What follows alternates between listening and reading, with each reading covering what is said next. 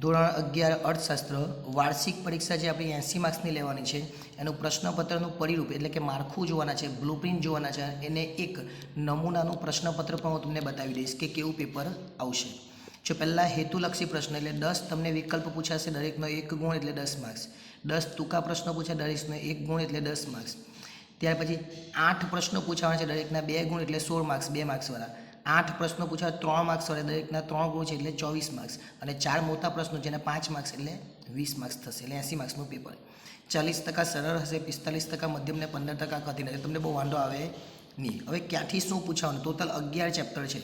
11 ચેપ્ટરમાંથી આપણે જોઈ લઈએ કયા ચેપ્ટરમાંથી શું પૂછવાનું. એ પહેલાં વિકલ્પો ક્યાંથી પૂછવાના? વિકલ્પ મેં તમને કીધા એ પ્રમાણે કેટલા વિકલ્પ પૂછવાના જો અહીંયા લખેલું છે વિકલ્પ 10 ને એક વાક્યમાં જવાબ 10. તો વિકલ્પ 10 હોવા જોઈએ. 10 વિકલ્પ જોઈએ આપણે. જો અહીંયા 1 એટલે પહેલા ચેપ્ટરમાંથી 1, બીજામાંથી 1, ત્રીજામાંથી વિકલ્પ દેખાતો નથી એટલે ત્રીજામાંથી વિકલ્પ નહીં પૂછાય. ચોથામાંથી વિકલ્પ 1, પાંચમામાંથી વિકલ્પ 1, છઠ્ઠામાંથી તમને દેખાય છે કે વિકલ્પ છઠ્ઠામાંથી પણ નથી, સાતમામાંથી પણ નથી, આઠમામાંથી પણ નથી, નવમામાંથી 2 વિકલ્પ છે, 10મામાંથી 1 વિકલ્પ છે, બીજા કોઈ વિકલ્પ દેખાતા નથી. એટલે 1, 2, 3, 4, 5 અને 6 થયા. તો બીજા વિકલ્પો ક્યાં છે? બીજા વિકલ્પો આપણે જોઈ લઈએ. બીજા વિકલ્પો ક્યાં છે? બીજા વિકલ્પો અહીંયા દેખાતા નથી. જો અહીંયા વિકલ્પ આવ્યો, આ રહ્યો, આ રહ્યો. થઈ ગયા ને? જો પહેલા ચેપ્ટરમાંથી 1, બીજા ચેપ્ટરમાંથી 1, ત્રીજામાંથી 1, ચોથામાંથી 1, પાંચમામાંથી 1, પછી અહીંયા આપણને દેખાતું ફરીથી આપણે કરી નાખીએ એટલે ખબર પડે. જો પહેલામાંથી 1, બીજામાંથી એટલે 2 થયા, 3 થયા, 4 થયા, 5 થયા, 6, 7, 8, 9 અને બીજો એક વિકલ્પ અહીંયા 10. એટલે આટલા 10 વિકલ્પ છે. કયા કયા ચેપ્ટરમાંથી જોઈ લેજો. પહેલા ચેપ્ટરમાંથી 1, પછી બીજામાંથી, ત્રીજામાંથી, ચોથામાંથી. જો ચોથામાંથી 1 છે, પાંચમામાંથી છે. જો પાંચમામાંથી જોયેલું છે ને, પાંચમામાંથી છે. એટલે એ પ્રમાણે વિકલ્પ જોઈ લેજો કયા કયા ચેપ્ટર્સમાંથી વિકલ્પ છે. એ ચોથામાંથી બી જોઈ લીધું આપણે. ઓકે, ચાલો હવે એક વાક્યમાં જવાબ. એક વાક્યમાં જવાબ એટલે VS એ કહેવાય એમાં. તો જો 1, 2, 3, 4, 5, 6. ત્યાર પછી અહીંયા એક 7 થયા. ચાલો ત્યાર પછી 7 પછી આ બાજુ જોઈ લે, આ બાજુ જોઈ લે. બીજા 2 ક્યાં આવ્યા? જો છે ને આ VS 8, 9 ને 10 થઈ ગયા. ફરીથી એકવાર જોઈ લે. ચાલો જો પહેલો 1, 2, 3. તમે ચેપ્ટર લખતા જજો. 4, 5, 6, 7, 8 બરાબર. ત્યાર પછી આવ્યા 2 ને 9 ને 10 થઈ ગયા. ઓકે, એટલે આ રીતના આપણને વિકલ્પ પૂછાશે.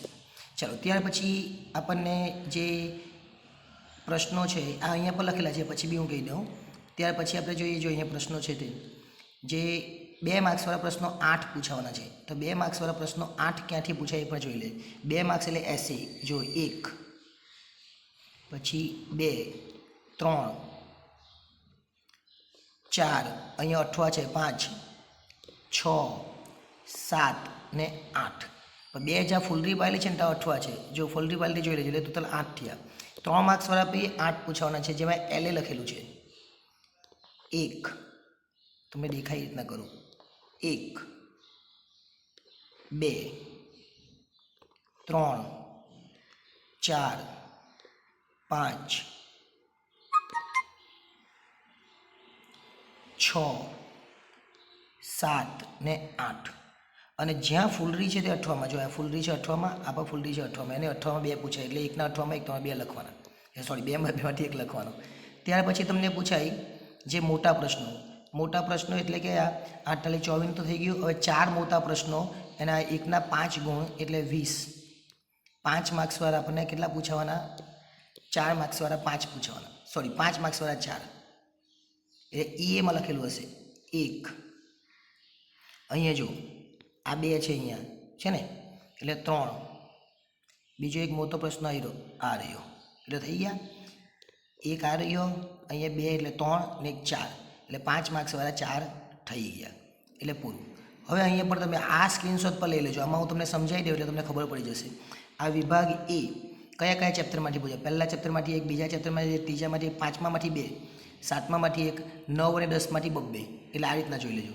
બી પહેલું, બીજું, ત્રીજું, ચોથામાંથી નહીં પૂછાય, પાંચમું, છઠ્ઠામાંથી 2, સાતમું, આઠમામાંથી નથી, અને 9મામાંથી 2 અને 10મામાં 1.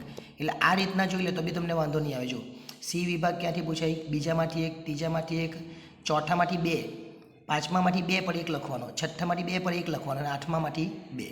3 માર્ક્સવાળા જો પહેલામાંથી, બીજામાંથી 2 પૂછાય 1 લખવાનો, પછી ચોથામાંથી, પાંચમામાંથી, છઠ્ઠામાંથી, આઠમામાંથી 2 પૂછાય 1 લખવાનો, અને છેલ્લે 9મામાંથી ને 10મા 11મામાંથી, 10મામાંથી નથી.